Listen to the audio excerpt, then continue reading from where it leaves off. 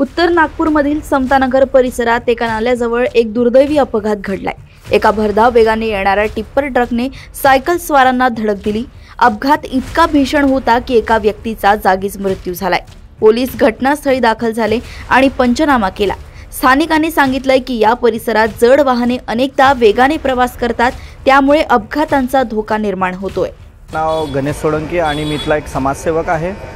8 वाजताच्या दरम्यान एक ट्रकनी एक अपघात झालेला आहे समतानगर ईडभट्टा रस्त्यावरती आणि मृतकाचे नाव आहे नंदलाल चौधरी म्हणून त्याचं नाव आहे। हा एकता बुद्धिविहारकडे राहतात बोंद्रे लेआउटमध्ये आणि इथे रस्ता एकदम रस्त्यावरती खड्डे झाले असल्यामुळे हे अपघात झालेला आहे आणि त्याची जागेच मृत्यू झालेला आहे। आणि येथील अनेक दिवसा पहिले मी सुद्धा आंदोलनसुद्धा केलेले होते की रस्ते हे खड्डे बुजवण्याकरिता, परंतु आत्तापर्यंत हे खड्डे बुजलेले नाही आहे। त्यामुळे हा एक परिवाराचं घर उद्ध्वस्त झाला आणि हा नंदलालला आपला जीव हा गमवावा लागला। किती लोक होते? हा एकच होता, सायकलनी जात होता आणि ट्रकनी, ह्या गिट्टीच्या आणि रेतीच्या ट्रकनी मोठ्या 10 चक्क्यांनी हा ॲक्सिडेंट झालेला आहे आणि जागेच मृत्यू झालेला आहे। का उमर होती काही? उमर अंदाजे 35-40च्या दरम्यान असेल। मी अजय बिमटे बोलतो। मी समतानगरमध्ये राहतो। इथे गाडी येत होती टिप्पर।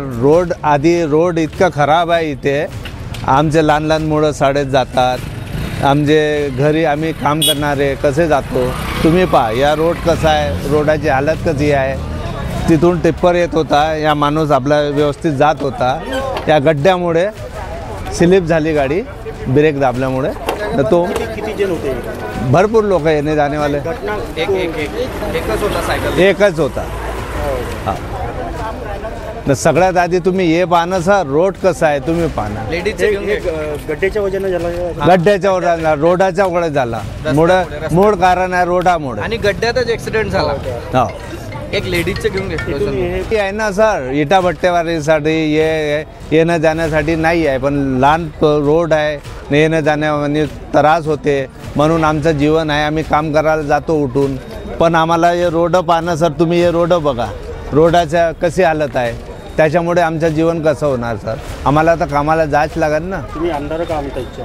आमदार नाही आहे, पण आमदारच्या भागामध्ये तो राहतो आम्ही। नितीन राऊत तुमचा आमदार आहे ना? हो, काम आहे तर आमदार पाहिजे गेलं तर आमदार साहेब म्हणते सँक्शन झालेलं आहे।